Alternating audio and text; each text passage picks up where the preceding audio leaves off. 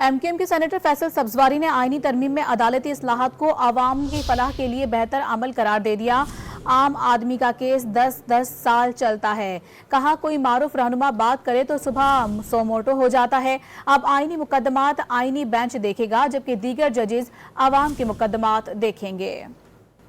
ہمارے میڈیا کے دوست بھی یہاں بیٹھے ہیں، باہر پوچھ رہے ہوتے ہیں اس میں عوام کی بہتری کے لیے کیا ہے،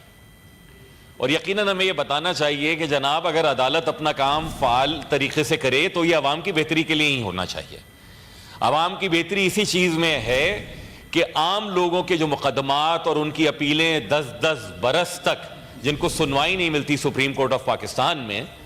وہ نہیں سنی جاتی ہیں، اور کوئی معروف رہنما ایک تقریر کر دیں یا فرمائش کر دیں تو صبح سپریم کورٹ میں سو موٹو لے لیا جاتا تھا۔ اس لیے اگر آپ یہاں پر آئینی بینچوں کی تشکیل کرتے ہیں،